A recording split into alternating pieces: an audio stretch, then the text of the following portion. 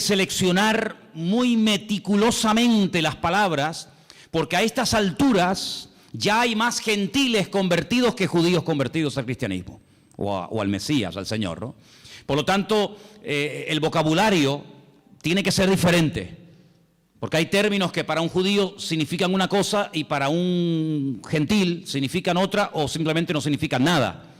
La palabra Mashiach, Mesías, prácticamente es una palabra inexistente en el Evangelio según San Juan, es una palabra que no aparece mucho, y Juan escoge palabras como por ejemplo vimos el domingo pasado la famosa palabra logos, ¿os acordáis? Juan capítulo 1, porque el logos para el griego era el que había hecho el universo, el que le daba orden, el que ponía todo en su sitio, el que hacía que todo funcionara, y entonces él utiliza esa palabra que era muy conocida en el mundo de la filosofía griega, y la emplea, y entonces él dice el logos, ese que ustedes llaman el logos, el creador, que no tienen ni idea de lo que están hablando, yo voy a hablar de él. Y presenta a ese logos como el creador del universo, presenta al logos como encarnado. Hoy hemos cantado una parte de una canción que hablaba acerca del verbo se hizo carne, y vemos cómo Juan es una persona que no solamente tiene que seleccionar muy bien las palabras que va a utilizar, porque la audiencia, los lectores a los cuales va a llegar el Evangelio son personas que no tienen mucho conocimiento de la Biblia, son gente que viene de un trasfondo pagano, de idolatría, un mundo de mitología griega. Entonces él tiene que ser muy cuidadoso en esto, sino que además tienen que tener presente, y cuando sepan esto van a entender por qué Juan utiliza tantas veces ciertas y determinadas palabras. Ya habían empezado a introducirse en las iglesias herejías, las enseñanzas de los famosos gnósticos, personas que decían Dios no pudo crear el mundo, porque el mundo, el cuerpo, la materia es malo. Por lo tanto, un Dios santo, un Dios bueno, un Dios perfecto no puede tener contacto con el hombre bajo ningún concepto, no puede tener contacto con la materia. Entonces ellos creían que había una serie de, así lo llamaban, emanaciones, ¿verdad? Y Jesucristo era una emanación de Dios que prácticamente no tenía nada que ver con Dios, y entonces él sí, como no era divino, como no era santo, como no era Dios, como no era creador, él sí podía tener contacto con el hombre, él sí podía tener contacto con la materia, porque al fin y al cabo él no era Dios. Y eso es lo que algunos gnósticos creían. Otros creían que este mundo, que ellos consideraban que era pecaminoso, malo, el cuerpo era la cárcel del alma, pues ellos decían que este mundo fue creado por los ángeles caídos. Los ángeles caídos fueron arrojados de la presencia del Señor, y como ellos eran tan malos, pero al mismo tiempo eran tan poderosos, pues ellos fueron los que crearon el mundo, los que crearon la materia, etcétera, etcétera. Sí, permítame la expresión, un cacao, un lío terrible que se estaba metiendo dentro de las congregaciones. Para colmo, había otra tendencia, otra herejía que se había metido con mucha fuerza en la iglesia, y era todo lo contrario. Era que Jesucristo era simplemente un hombre que había evolucionado con una serie de poderes que había ido adquiriendo con el paso del tiempo, pero no tenía nada que ver con la divinidad. Otros creían que Jesús era, como ellos llamaban literalmente, un espíritu descarnado. Un espíritu que cuando lo veías parecía un hombre, parecía un ser humano, pero en el fondo no era un ser humano. Realmente él no comía, no se cansaba, no tenía que dormir, no tenía ningún tipo de sufrimientos, porque era una especie de espíritu que cuando se manifestaba parecía un hombre, pero de hombre no tenía absolutamente nada. Fíjense, ante menudos follones y herejías se encontraba el apóstol Juan, y ahora tiene que presentar un evangelio convincente, claro y directo, y representar o presentar a Cristo de una forma correcta, de una forma adecuada, teniendo en cuenta la cantidad de herejías que ya se habían metido en la iglesia para este tiempo. Ahora, en este evangelio me ha llamado mucho la atención, vamos a poner la primera información en la pantalla. Hay cosas que Juan omite completamente, ni las toca. Tenemos, por ejemplo, ahí, ustedes lo pueden ver, el nacimiento del Señor Jesucristo. Juan ni lo menciona. No es que no crea en él, evidentemente, sino que como vimos la semana pasada, el evangelio empieza diciendo en el principio era la palabra y la palabra era Dios. Es decir, va antes de Génesis 1.1. Antes de Génesis 1.1, va a la eternidad para demostrar que no solamente Jesucristo tuvo un nacimiento físico, sino que Él era un ser eterno, ¿verdad? Creador, que en un momento determinado decide humanarse, decide tomar forma de hombre y venir a este mundo. Por lo tanto, Él, el tema del nacimiento, como ya sabe que lo han tocado otros evangelistas, como por ejemplo Mateo, como por ejemplo Lucas, Él ese tema no lo toca. Tampoco habla del bautismo, no es algo a lo cual Juan le quiera dar énfasis. No habla de las tentaciones del Señor Jesucristo, que aparecen muy bien explicadas en algunos evangelios. No hace mención a lo que llamamos la última cena, la cena donde Jesús parte el pan y el vino con sus discípulos y establece lo que llamamos el nuevo pacto.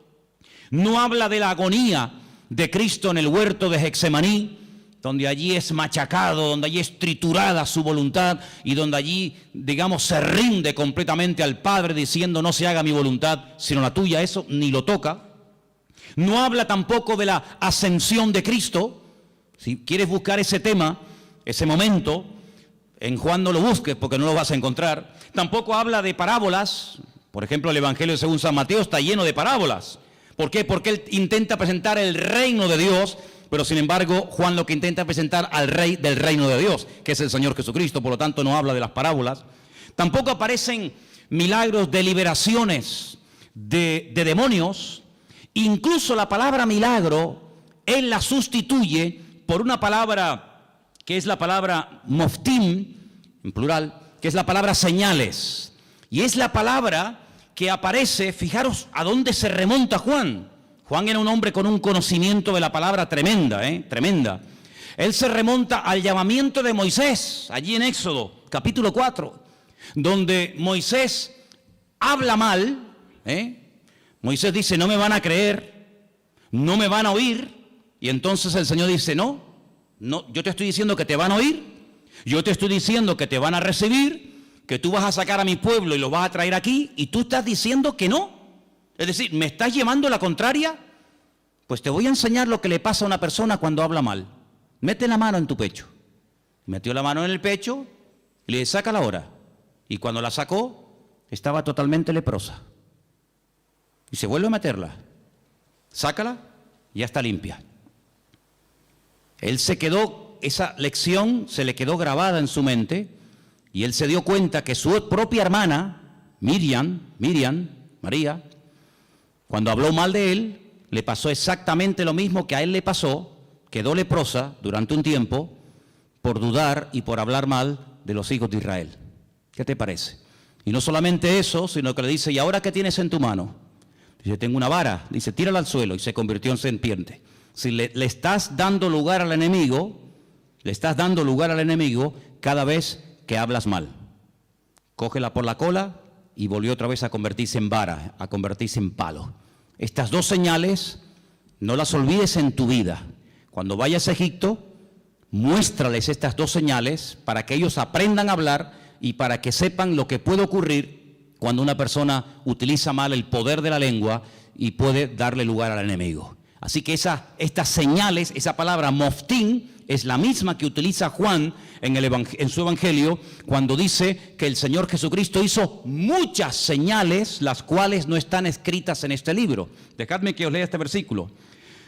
Jesús hizo además muchas otras señales en presencia de sus discípulos, las cuales no están escritas en este libro. Él lo dice bien claro. Todo lo que Jesús hizo, todo lo que el Señor enseñó, todos los milagros de Cristo no están escritos en este libro. Pero estas se han escrito para que creáis que Jesús es el Cristo, el Mesías, el Hijo de Dios, y para que creyendo tengáis vida eterna. Así que él emplea la palabra señales, y ahora después hablaremos un poquito de eso.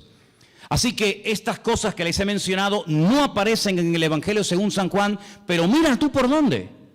Si Juan no hubiera escrito su Evangelio, todas estas cosas que vamos a ver a continuación, la siguiente por favor, nunca sabríamos absolutamente nada de estas cosas que vamos a mencionar ahora, porque no las menciona ni Mateo, ni Marcos, ni Lucas.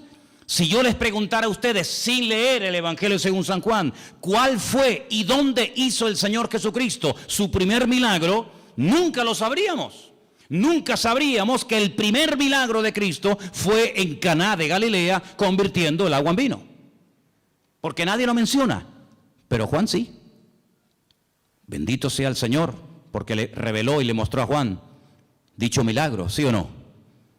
Menciona además algo muy interesante, la conversión o la conversación que tuvo en capítulo 2 con Nicodemo. Esa conversación no aparece por ninguna parte en los otros evangelios. Es una conversación interesantísima, allí en Juan capítulo 3. A Juan le gusta mucho las conversaciones de Cristo con otras personas. Por ejemplo, en el 2 está el milagro de las bodas de Caná, en el 3 está la conversación con Nicodemo, en el 4 ¿qué está? La conversación con la mujer samaritana. Si no hubiera sido por Juan, nunca hubiéramos sabido que Jesús se detuvo junto al pozo en Samaria y le habló a una mujer samaritana, y allí pues le dijo cosas tremendas, y allí él se reveló como quien verdaderamente él era, solamente en Juan.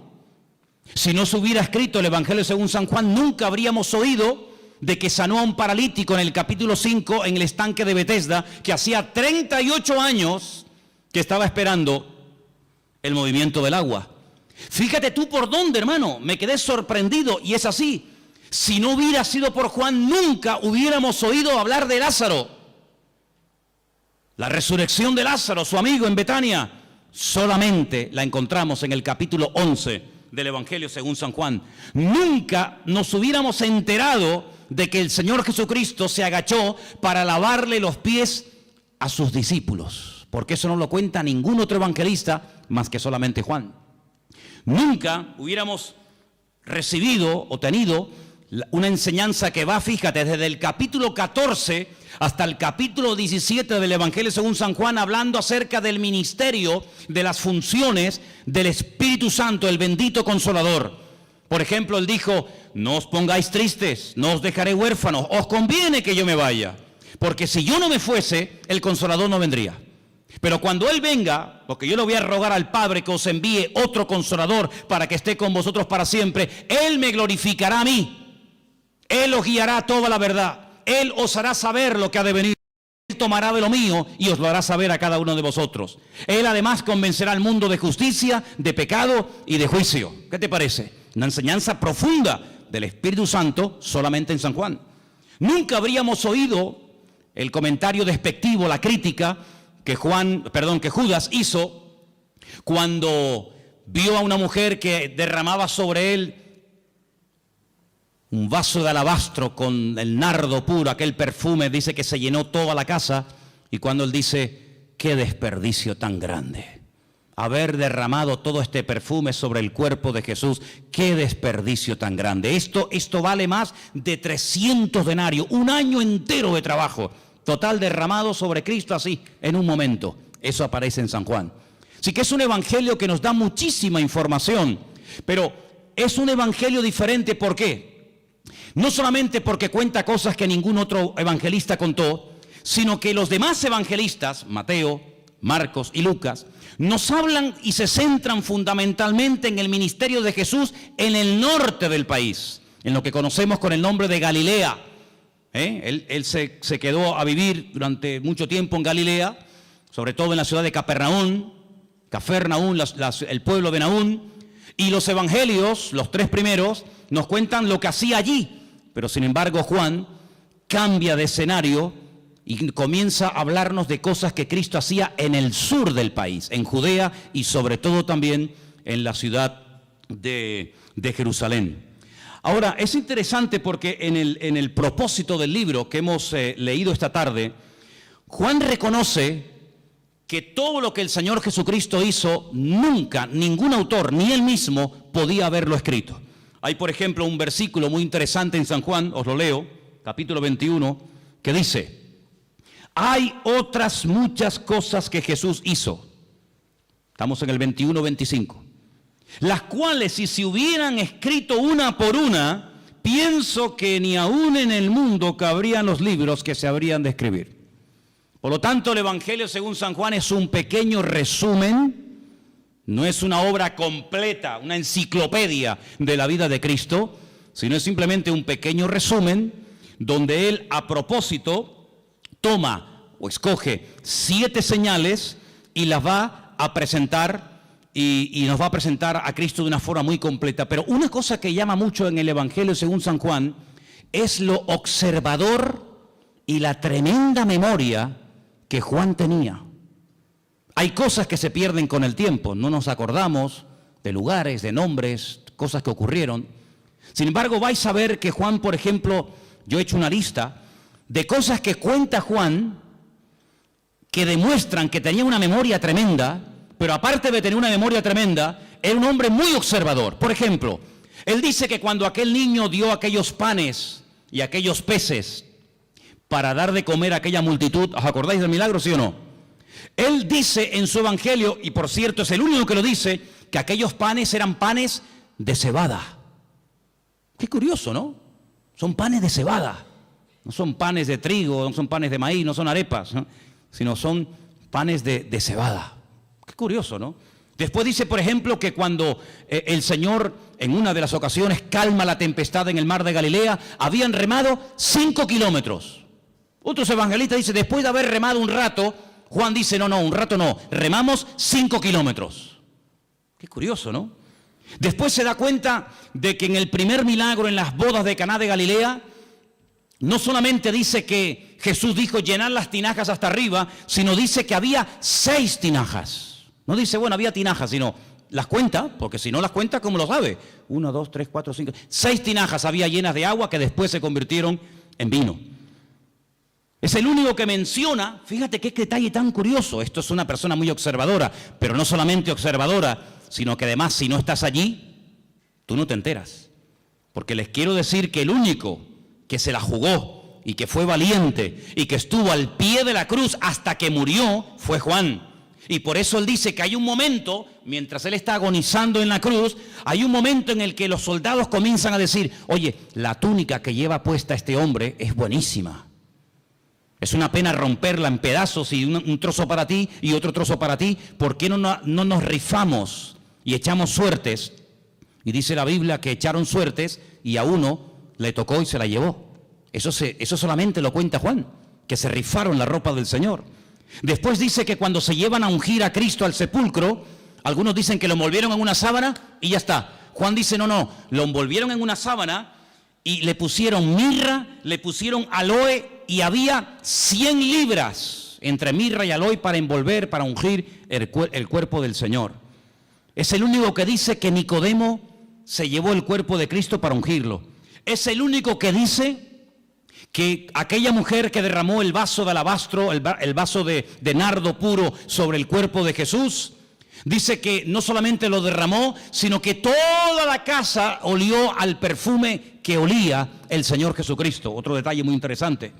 Después, por ejemplo, una de las cosas muy interesantes es que él dice que el templo de Jerusalén se tardó 46 años en ser restaurado y decorado por el rey Herodes, el único que lo dice.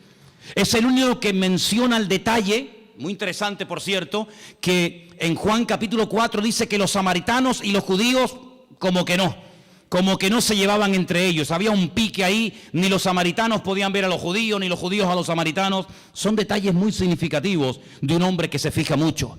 Luego, algo que me ha llamado mucho la atención del Evangelio según San Juan, es que es un hombre que menciona lugares de Jerusalén porque se ve que conoce y se sabe muy bien mover en la ciudad de Jerusalén.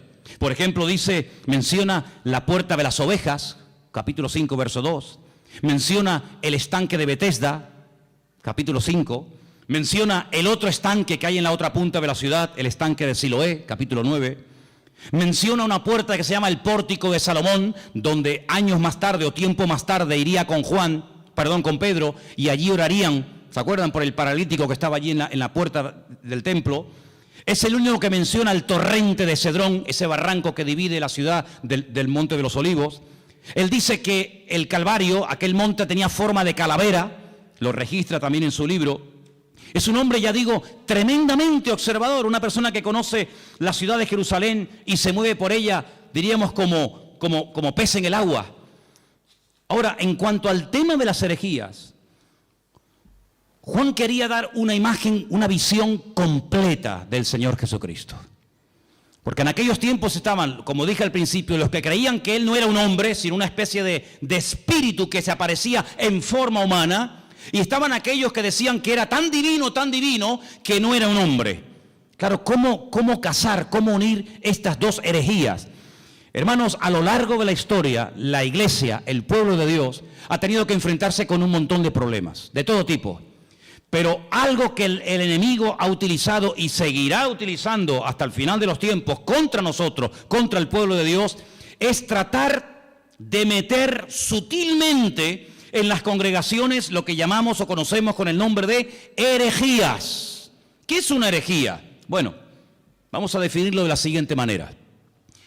El diablo sabe perfectamente que cuando uno conoce la verdad, cuando uno tiene un encuentro con él, cuando uno conoce la verdad, pues sabe diferenciar perfectamente lo incorrecto. Ya el ejemplo que hemos puesto en otras ocasiones, aquel hombre que trabajaba en un banco manejando todo el día divisas, manejando todo tipo de monedas. Antes había más que ahora, hoy en día con el tema del euro muchas monedas no existen, pero antes cuando viajabas por Europa, cada país tenía su moneda y tenías que cambiar franco, tenías que mandar libras, tenías que cambiar pesetas, bueno, ya eso prácticamente ha desaparecido.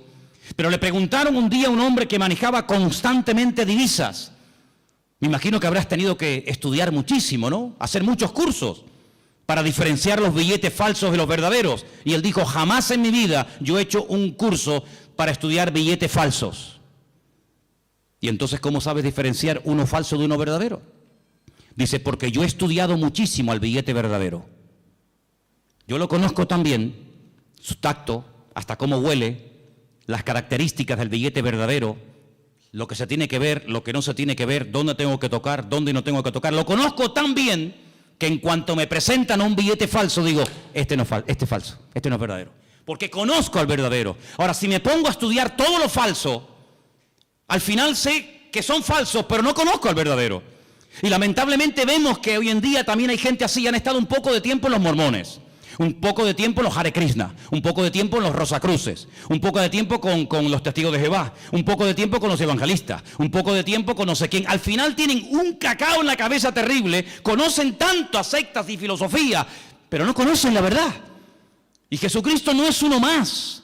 Lo que Juan hace es presentar la verdad, porque él dice, la verdad os hará libres. Si yo empiezo a rebatir y a discutir y esto, no, con la discusión no llegamos a ninguna parte. Yo lo que voy a hacer es proponerme, seleccionar una serie de señales, presentaros la verdad de la forma más completa y variada y profunda posible, porque cuando lleguéis a conocer la verdad, cuando lleguéis a intimar con la verdad, os vais a dar cuenta de que lo falso ya no tiene ningún atractivo, ya no tiene ninguna tentación para vuestra vida, porque la verdad no solamente os hará libres, sino que la verdad os hará felices. ¿Cuántos dicen amén? Entonces él presenta a Cristo como la verdad y os vais a dar cuenta que la palabra verdad, verdadero, aparece así de veces en el Evangelio según San Juan. No hay una palabra que se repita más en este Evangelio como la palabra verdad o verdadero. Tengo aquí una pequeña lista, no están todos, pero para que veáis. Dice, yo soy el pan verdadero, el pan que descendió del cielo. No dice yo soy el pan. Bueno, podría decirlo, pero añade la palabra, yo soy el pan verdadero. Y entonces dice, el pan que comieron nuestros padres en el desierto, pues todos los que lo comieron murieron. Pero el que coma de mí nunca morirá.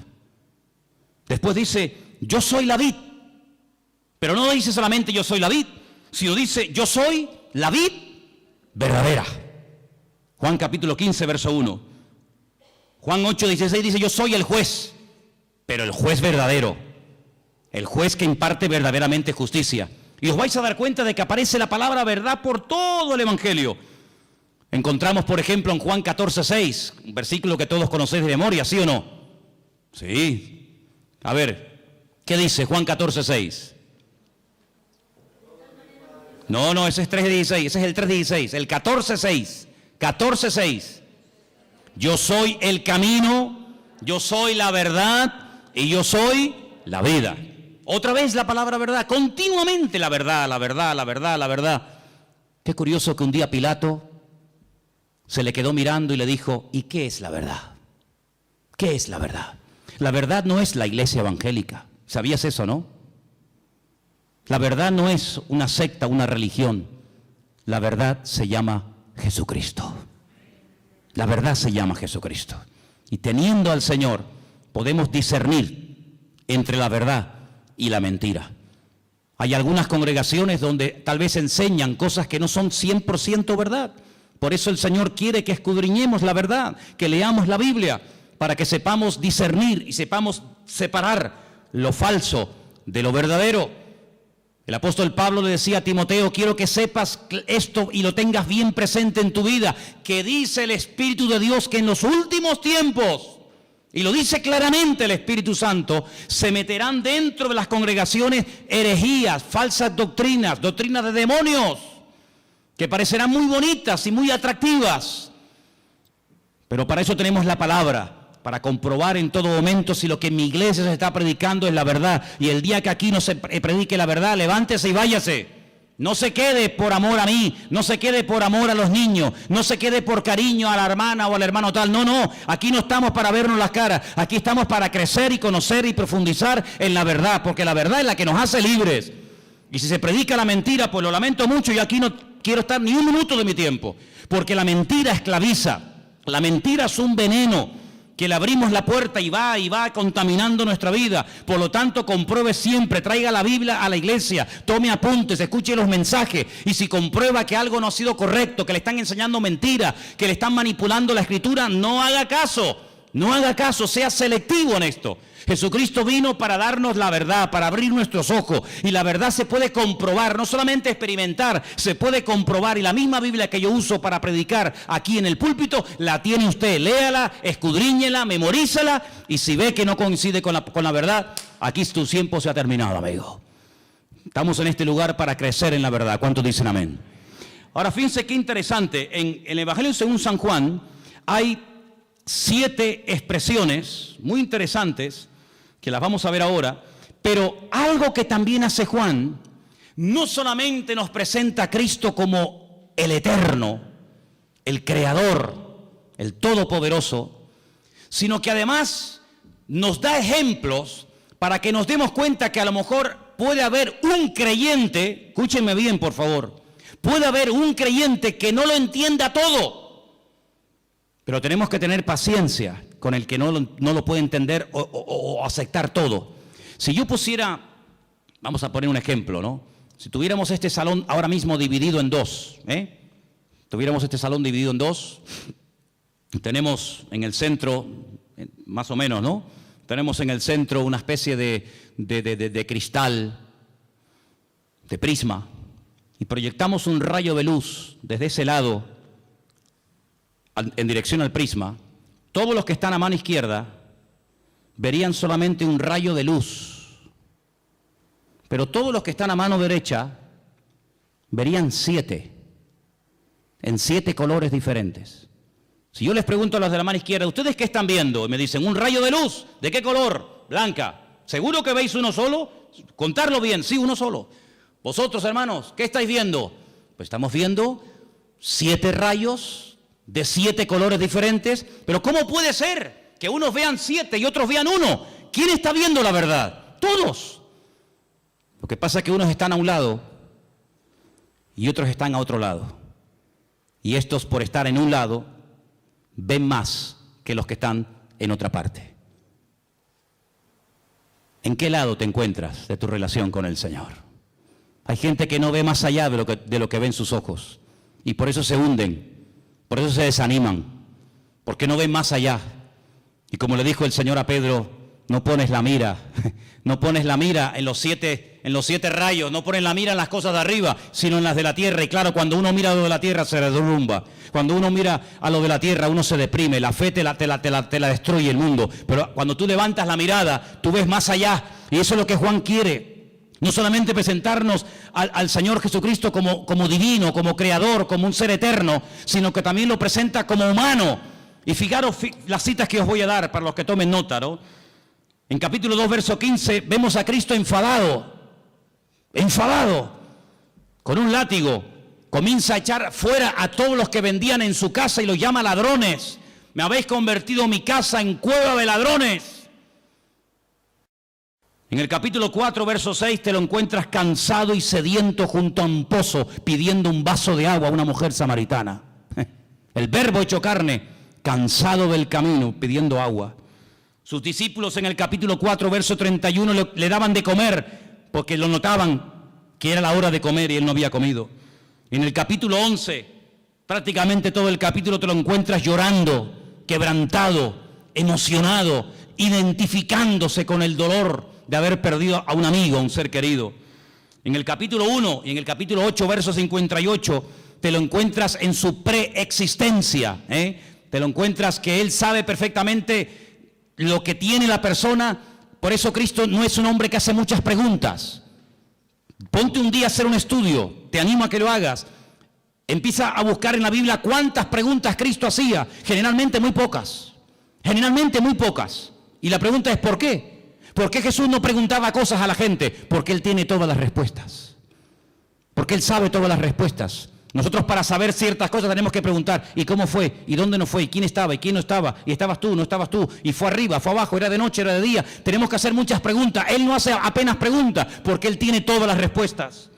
Encontramos en el capítulo 17, verso 5, a Jesús. Lo encontramos diciendo que Él tuvo gloria con el Padre.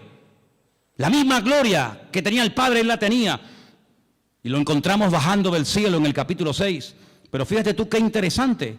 Encontramos al Señor Jesucristo cansado, lo encontramos al Señor Jesucristo pidiendo agua, lo encontramos dormido en una barca y al mismo tiempo diciéndole a aquella mujer, 5 maridos has tenido y el que ahora tienes no es el tuyo. Diciéndole a uno, he aquí un verdadero israelita. Y le dice, pero si nunca nos hemos visto, dice, yo te vi a ti cuando estabas debajo de la higuera. Y cuando te lo encuentras en el Evangelio según San Juan diciendo, yo soy antes de Abraham, yo existo antes que Abraham el patriarca. Y le dicen, ¿tú? ¿Pero cómo vas a ser tú antes que Abraham si tú no tienes ni 40 años? Y él les dice, os aseguro que yo soy antes de Abraham. Y yo te digo, no lo dice la Biblia, pero yo también te digo que hasta Abraham habló con el mismísimo Señor Jesucristo. Y el Señor Jesucristo habló con el mismísimo patriarca Abraham. ¿O quién te crees que era Melquisedec?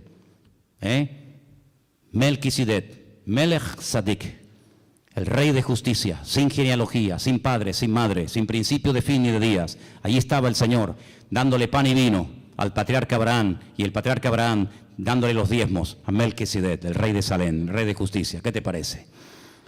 Ahora, a lo largo del capítulo, a lo largo del libro del Evangelio según San Juan, encontramos en 7 ocasiones al Señor Jesucristo utilizando la expresión anojí. En hebreo hay 2 formas de decir yo. La habitual, la común, la que se suele utilizar siempre, la que todo el mundo usa es aní. Aní, yo, aní. Pero cuando Dios dice yo, generalmente Él utiliza otro yo que no lo utiliza el ser humano. Es el yo, el pronombre personal, primera persona que utiliza Dios y es anojí. Anojí es yo cuando habla Dios y aní es yo cuando habla un ser humano. En el Evangelio según San Juan encontramos 7 anojí. Juan 6:48, anojí lejen jaim, yo soy el pan de vida, el pan verdadero. Anojí or haolam, Juan 8:12, yo soy la luz del mundo. Encontramos al Señor diciendo, yo soy la puerta de las ovejas, Juan 10:7. Encontramos en Juan 10:11 diciendo, yo soy el buen pastor. Lo encontramos en Juan 11:25 diciendo, yo soy la resurrección y la vida. Lo encontramos en Juan 14:6 diciendo, yo soy el camino, la verdad y la vida. Y lo encontramos en el 15:1 diciendo, yo soy la vid verdadera. Y todas las veces que dice eso, dice anojí, anojí, anojí. Por eso la gente se quedaba diciendo, ¿pero qué está diciendo? Hoy en esta iglesia ha habido algo impresionante que a mí me ha impactado muchísimo.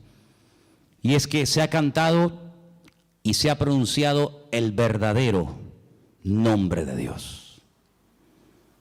El nombre que habéis pronunciado esta tarde en esa canción, que después la vamos a cantar al final, otra vez más, es el verdadero nombre de Dios.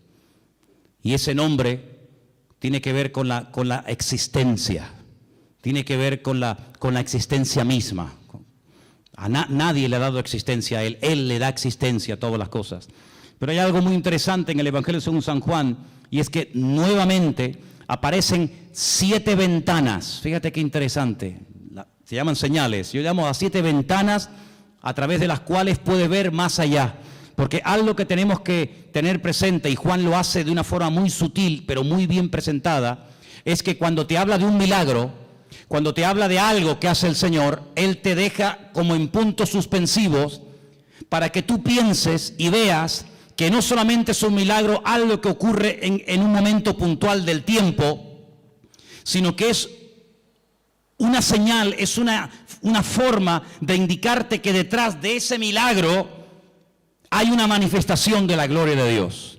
De hecho, hay momentos en los que el Señor Jesucristo dice que los milagros que hacía, no los hacía tanto por la compasión o porque le daba pena al pobrecito paralítico o el pobrecito ciego, sino que la palabra que se emplea en el Evangelio según San Juan detrás de cada señal o milagro es: esto fue hecho, esto se realizó para la gloria de Dios. Porque un milagro no es algo que solamente suple la necesidad en el momento de una persona. Una persona está leprosa, ¿qué quiere? Pues que se sane la lepra. Una persona está poseída por demonios, ¿qué es lo que quiere? Ser libre de esta atadura espiritual. Una persona no ve y Jesús, ¿qué quieres que te haga? Pues quiero ver, o no puedo caminar, levántate y camina. Sino que el Señor va más allá de la necesidad temporal de la persona. Esto lo hago para la gloria de Dios. Cuando lo dicen los discípulos en Juan capítulo 9, ¿y este hombre que no tiene ni ojos, que están huecas las cuencas, no tiene el globo ocular, este hombre, esto es algo terrible. Esto no es normal que una persona nazca con las cuencas de los ojos vacías. El padre tuvo que cometer un pecado terrible, ¿no? Y este es el castigo de Dios, o él mismo. Y Jesús le dijo: ni una cosa ni otra. Este hombre nació así, sin posibilidad de ver. Si a este hombre, ni operándolo, el mejor oftalmólogo del mundo no podría devolverle la vista a este hombre, porque este hombre no tiene globo ocular, está hueca, no tiene nada. Yo solamente he visto a un hombre en toda mi vida así. Ciegos hemos visto todos y de vez en cuando pues vemos a algún ciego, pero solamente vi a un hombre en la puerta de Damasco en Jerusalén hace unos cuantos años atrás. Lo vi y me llamó tanto la atención porque tenía la cuenca de los ojos hueca, vacía, no tenía el globo ocular. Así era el problema de este hombre. Y los discípulos nunca habían visto algo semejante. Le dicen: pero ¿qué pecado terrible tuvo que cometer sus antepasados o él para nacer así? Y Jesús dijo: no, ¿sabes por qué este hombre ha nacido así? Ya estamos buscando siempre, perdonen las 4 patas a los gastos, ¿no? Que si una maldición, que si un trabajo de hechicería, que si el pecado del abuelo, que si una maldición hereditaria. No, mira, quítense todo ese rollo de la cabeza. ¿Saben? Les voy a decir la verdad. ¿Saben por qué este hombre nació así? Para que se manifieste hoy delante de todos ustedes la gloria de Dios. Entonces, ¿qué hace el Creador? ¿Qué hace el Señor? Coge barro, le hace el globo ocular, como una albondiguilla, ¿no? Se la pone en los ojos y le dice: vete a lavarte al estanque de Siloé, que está en la otra punta, allí bajando el torrente de Cedrón. Vete allá a lavarte. El pobrecito va calladito, sin protestar, humilde. Cuando llega al estanque de Siloé, el hombre se quita el barro de los ojos y vuelve viendo. Y los judíos le dicen: pero tú no puedes hacer eso, hoy es Shabbat, no se puede quebrantar el Shabbat. Y dice: ¿cómo que no? El que me dijo, el que me untó los ojos con barro, él fue el que me dio la orden, discutan con él si quieren. Ese hombre es un pecador, le dicen, es un pecador. ¿Un pecador? Pues menudo pecador, porque ustedes, siendo tan santos y tan religiosos, nunca me solucionaron mi problema, y este que ustedes dicen que es un pecador me ha mandado a lavarme al estanque de Siloé y regreso viendo. Y nunca, le dice el ciego a estos religiosos, nunca se ha oído en la historia, y se ve que conoce la Biblia, nunca se ha oído en la historia que un pecador, que un hombre malo le haya dado la vista a un ciego. Y además solamente os digo algo, yo solamente sé que antes era un ciego y que ahora veo. Y llaman a los padres y entrevistan a los padres, le dicen: ¿este es vuestro hijo? Dice: sí. Dice: ¿cómo recobró la vista? Y los padres dicen: no sé, pregúntenle a él tiene edad suficiente, tiene 40 años, pregúntenle a él. Y ahí empieza un tira y una floja, que si sí, que si sí, que si no, que si se puede, que si no se puede. Hermano, el cumplimiento de un mandamiento no evita o no nos impide que cumplamos otros. Si yo por cumplir con un mandamiento me olvido de que la Biblia no solamente tiene uno, sino tiene cientos de mandamientos, estoy cometiendo una gravísima equivocación. Estoy haciendo un sobreénfasis sobre algo que ni siquiera prohíbe la Biblia. Y este hombre al final, con un humor tremendo, le dice, ¿será que me estáis preguntando tantas cosas porque también ustedes se quieren convertir en discípulos de Él? Y le dicen, nosotros no tenemos necesidad de convertirnos ni ser discípulos de nadie. Y lo echaron de la sinagoga, dice la Biblia. Lo echaron. Claro, cada vez que lo veían en el culto, amigo, era un testimonio. Y Jesús se lo encuentra al día siguiente, le dice, ¿qué te pasó? Y le dice que me echaron de la sinagoga, no me dejan congregarme, se enfadaron contigo. Y le dice Jesús, ¿tú crees en el Hijo del Hombre? ¿Tú crees en el Mesías? Dice, ¿y quién es ese? Dice, yo, el que estoy hablando contigo. Dice, claro, Señor, ¿cómo no voy a creer en ti? Increíble, ¿eh? Todo esto lo cuenta San Juan. Si no fuera por este hombre, si no fuera por este evangelio, nos hubiéramos perdido cosas tremendas. Pero sobre todo algo que me llama la atención, que yo creo que Juan lo hizo a propósito. Lo dejó para el final. Y quiero que lo leamos en esta tarde, es el capítulo 21, donde se produce algo que ni Mateo, ni Marcos, ni Lucas jamás contaron. Yo no sé si les dio vergüenza o por respeto, no lo sé, pero nunca fueron capaces de tocar este tema. Pero otra vez encontramos una característica típica del Evangelio según San Juan, y son las conversaciones que tiene con distintas personas. Lo vimos hablando con la samaritana, lo vimos hablando con Nicodemo, y ahora vamos a ver a Jesús en el capítulo 21, casi al final del libro, hablando con un discípulo. Capítulo 21, Jesús se aparece a sus discípulos. Qué interesante. Después de esto, Jesús se manifestó otra vez a sus discípulos junto al mar de Tiberias, y se manifestó de esta manera. Qué interesante, ¿no? Estaban juntos, cuenten, Simón Pedro, Tomás el Didimo. ¿Qué significa el Didimo? ¿O el Dídimo? ¿Qué significa? Significa el gemelo. Tomás era hermano gemelo de otro. Natanael, el que era de Caná de Galilea. Los hijos de Zebedeo, hijos, hablan plural. ¿Quiénes eran? Juan y Santiago. Y otros dos de sus discípulos. Simón Pedro les dijo, voy a pescar. Ellos le dijeron, vamos también nosotros contigo. Fueron y entraron en una barca, y aquella noche no pescaron nada. Nada. Toda la noche, para arriba, para abajo, echa la red aquí, echa la red, nada. Cuando ya iba amaneciendo, fíjate tú, amaneciendo ya, se presentó Jesús en la playa, mas los discípulos no sabían que era Jesús. Estaban cansados, estaban reventados, toda la noche pescando. Además, cuando tú estás pescando, los que habéis ido alguna vez a pescar, cuando uno está pescando, las horas se te pasan volando, disfrutas que no veas. Pero cuando estás hecha y no pican, es aburridísimo, estás hasta de mal humor. Les dijo Jesús, hijitos, ¿tenéis algo de comer? Ellos le respondieron, no, no tenían ni para comer. Increíble. Jesús les dijo, echad la red a la derecha de la barca y hallaréis. Entonces la echaron y ya no la podían sacar por la gran cantidad de peces. Qué milagro, ¿eh? Así, en segundos, lo que no hicieron en toda la noche. Verso 7. Entonces aquel discípulo a quien Jesús amaba, le dijo a Pedro, es el Señor. Es el Señor. Esto solamente pasa por la mano de Dios. Es el Señor.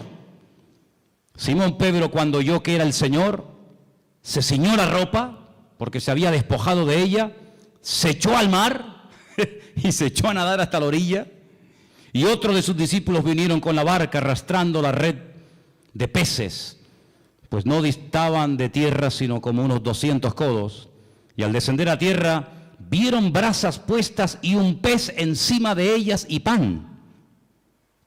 ¿Se han preguntado alguna vez, ¿y de dónde sacó el Señor este pez? No tenía red, no tenía caña. El Señor no necesita nada de esto. Seguramente le habrá dicho a uno, para el fuego. Y hace, no hay problema. Jesús le dijo, traed de los peces que acabáis de pescar. Y fíjate qué curioso, otra vez lo que os dije al principio, qué observador es este hombre. Otro hubiese dicho, había un montón de peces, Manolo, un montón, pero fíjate lo que dice Juan. Subió Simón Pedro y sacó la red a tierra llena de grandes peces, y podía haber puesto el punto y ya está. Pero Juan dice, no, la red estaba llena, y Juan los tuvo que contar, hermanos. Tuvo que fijarse, porque si no, o esto es una mentira, o de dónde sacó este dato. Es que él estaba allí, y él dice, la red estaba llena, pero había 153. Y aún siendo tantos, la red no se rompió. Recuerda que el versículo 11 dice, grandes peces, 153. Bueno, ¿y por qué no fueron 205, 89, 34? ¿Por qué 153? ¿Y por qué lo dice? ¿Será que esto es una forma de rellenar un texto?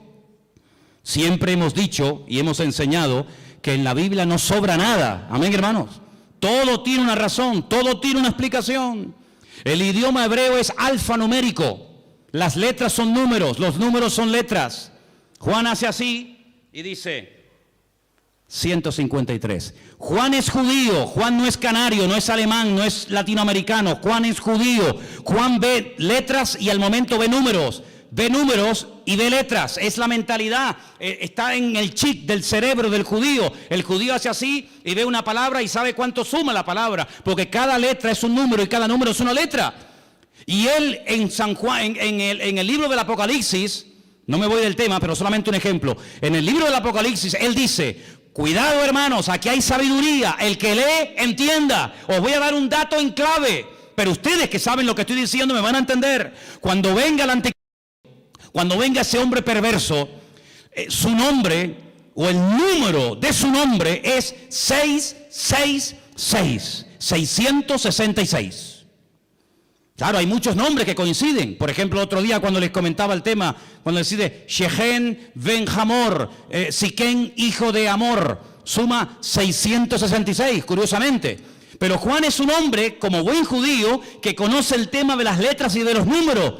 Y él te está dando el valor numérico del nombre de ese político de los últimos tiempos. Pero ahora, volviendo a Juan 21, te dice 153. Y al momento él sabe lo que significa 153. Claro, el que no sabe esto, vos dices, bueno, pues 153. No, espérate. Anojí Elohim. Si pusiéramos aquí en una pizarra la palabra Anojí Elohim, yo soy Dios, suma 153. Es decir, esta es la firma, amigo. Cuando ves un cuadro, dices, qué hermoso. A ver, Picasso. ¿Quién hizo este cuadro? Goya. ¿Quién produjo este milagro? Así, en segundos, lo que no pudimos hacer en toda la noche. 153. ¿Quién hizo esto? Anojí Elohim. Yo soy Dios, yo soy el Todopoderoso. ¿Cuántos dicen amén? No se te pone el cuerpo. Mi madre, ay Señor. Les dijo, venid, coman. Ya saben quién ha hecho esto. Aní Elohim. Le dice a sus discípulos, o sus discípulos no se atrevían a preguntarle, ¿y tú quién eres? ¿Tú quién eres? ¿Se acuerdan que una vez en la barca, cuando calmó el viento y la tempestad, se empezaron a preguntar unos a otros y dice, ¿quién es este? ¿Quién es? Porque habla muy bien, obra de maravilla, sana enfermos, pero ya calmar un mar en tempestad, eso es algo que nos vuelve locos. ¿Quién es este? Y ahora dicen, ¿quién es? Pero no se atrevían, porque sabían que era el Señor. Vino pues Jesús, tomó el pan, lo dio, asimismo el pescado. Esta era la tercera vez que Jesús se manifestaba a sus discípulos, después de haber resucitado de los muertos. Ahora ya están a gusto, ya están las barrigas llenas, ya han comido. Y ahora Jesús le dice a Pedro, Pedro, ven un momento, ven. ¿Cuántos había? Por eso le dije, cuenten cuántos discípulos hay. Había un montón, había un montón. Pero ahora solamente le dice a Pedro, a Simón Pedro, Simón, ven. Simón es Shishón, viene del verbo lishtot, que significa escuchar. Shema, Simón, ven, escúchame un momento. Escuchar es obedecer, escuchar es interiorizar. Shishón, ven para acá. Simón, hijo de ¿quién? De Jonás. Es una contradicción. Tienes un nombre, Pedro, tienes un nombre que es una guerra, llevas una guerra. Shishón, el que escucha a Dios. Y Jonás, el profeta rebelde. ¿Cómo puede ser que por un lado oiga y por otro lado seas un rebelde? Ven acá, Pedro, esto no puede ser así. Hay un divorcio, ahí hay una falta de equilibrio en tu vida. Y le dice, Simón, hijo de Jonás, ¿tú me amas más que estos? Y le dice, sí, Señor, sí. ¿Tú sabes que te amo? Y le dice, apacienta mis corderos. Ahora, el Evangelio según San Juan nos llegó a nosotros escrito en griego. En el griego hay 3 palabras para definir la palabra amor. Ágape, eros y fileo. En el texto griego se aprecia lo que en español, no sé en alemán, pero en español no se aprecia. En español es me amas y me amas. Y la respuesta es tú sabes que te amo, tú sabes que te amo, tú sabes que te amo. No notas ahí un juego de palabras, pero aquí hay mucho más que eso. Jesús le dice, Simón Pedro, ¿tú me agapeas? Y Simón Pedro le responde, sí Señor, yo te fileo. No, yo no te estoy preguntando eso. Yo te estoy preguntando si tú me agapeas, si tú me amas a mí como yo te amo a ti. Con ese amor perfecto, ese amor de Dios. Y Pedro le dice, sí Señor, tú sabes que yo te fileo, tú sabes que yo te amo como un amigo, pero es que yo no te estoy preguntando si tú quieres ser mi amigo. Yo no te estoy preguntando si yo te caigo bien. Yo te estoy preguntando si tú darías la vida por mí, porque tú sabes que el amor que yo tengo por ti es que de tal manera amé al mundo que di mi vida por el mundo. Entonces yo te estoy preguntando si tú me amas a mí como yo te he demostrado amarte a ti. Y Pedro le dice, Señor, tú sabes que yo ahí no llego, tú sabes que yo te fileo, pero yo no te agapeo. Y entonces al final, cuando el Señor ya se lo pregunta 3 veces, y Pedro capta la idea, y Pedro se da cuenta por dónde van los tiros, le dice en versículo 17, Pedro se entristeció. ¿Por qué? Porque Pedro reconoció que no podía llegar al nivel que el Señor le está pidiendo. Entonces, ¿qué le confiesa? Tú lo sabes todo. Tú sabes que yo soy un petardo como persona. Yo he fallado, he metido la pata. Menosprecié a todos estos, dije que no te iban a traicionar, que no te iban a vender, que te iban todos a abandonar, pero yo no. Y al final resulta que que no abre la boca, pero que estuvo allí al pie de la cruz, es el que estuvo y resulta que yo te estaba negando delante de los romanos. Tú lo sabes todo, tú sabes que yo no doy la talla, tú sabes que te negué, tú sabes que no estuve contigo como tenía que estar, pero tú lo sabes todo. Y el Señor que mira el corazón, y no mira solamente el fallo o el tropiezo accidental, sino mira el corazón, la nobleza de esa persona, le dice, apacienta mis ovejas. Porque de cierto te digo, cuando eras más joven, te ceñías, ibas a donde querías, mas cuando ya seas viejo, extenderás tus manos, te ceñirá otro y te llevará a donde tú no quieras. Y esto dijo, dando a entender con qué muerte había de glorificar a Dios. Y dicho esto, añadió, sígueme. Vemos en el Evangelio según San Juan, ¿te imaginas que hubiera terminado en el capítulo 20? ¿Te imaginas que hubiera terminado en el capítulo 21, verso 14? Que el Evangelio terminara así, lee el 14. Esta era la tercera vez que Jesús se manifestaba a sus discípulos y después de haber resucitado de los muertos. Amén. Cerramos el Evangelio y todos estaríamos tan contentos, ¿sí o no?, de tener un Evangelio maravilloso. Pero gloria a Dios por el capítulo 21. Porque el capítulo 21 nos muestra que el Señor Jesucristo se va a Galilea, va a buscar, claro, pero es que el Padre también buscó al hombre que le falló. Adán, ¿por qué te escondes? ¿Dónde estás? Y ahora el Hijo, buscando a Pedro, llamándolo, como llamaba el Señor, el Padre, el Creador, el universo, llamaba al primer hombre. Ahora es el Hijo, ¿verdad? Buscando a Pedro para restaurarlo, para darle otra oportunidad, para ponerlo otra vez en primera línea, para decirle, apacienta mis corderos, y además te voy a dar un premio increíble, Pedro. Te voy a dar la mejor jubilación que se le puede dar a un predicador en toda la historia. Y el premio es que te voy a dejar morir como yo morí. Menudo premio, ¿no? Te voy a dar el privilegio de morir crucificado como yo. Y así me vas a glorificar a mí. ¿No dice que me amas? Pues si me amas hay que demostrarlo, amigo. Y así murió Pedro. Así murió Pedro. Pero antes fue restaurado. Y antes fue un hombre que se volvió a acercar al Señor. Entonces el Evangelio según San Juan, vemos a Cristo como el Creador, como el Verbo hecho carne, divino, total y absoluto, sin ningún tipo de limitaciones, ninguna. Pero al mismo tiempo lo vemos compasivo, lo vemos extendiendo la mano al necesitado, lo vemos identificándose y acercándose con gente que en aquellos tiempos nadie jamás se acercaría a una persona. Cuando los discípulos lo ven hablando con una mujer, dice, no puede un hombre, y más un judío, hablar en público con una samaritana, pero el Señor está allí. Entonces, amados hermanos, encontramos en el Evangelio según San Juan el amor de Dios manifestado. Y si esto fuera poco, cuando Juan hace así, te dice, ahora te voy a decir cómo es el Señor. Juan capítulo 2, convierte el agua en vino, en buen vino, el Señor de la calidad.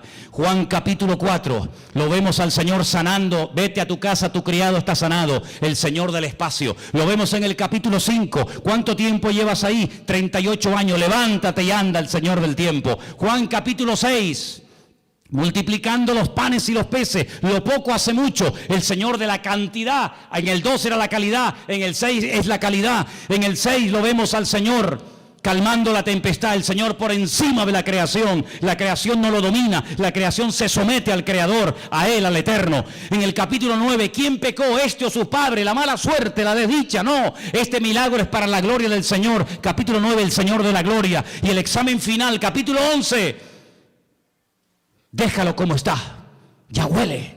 4 días lleva ahí dentro, no mueva, deja las cosas como están. El Señor dice, ¿no te he dicho que si crees verás la gloria de Dios?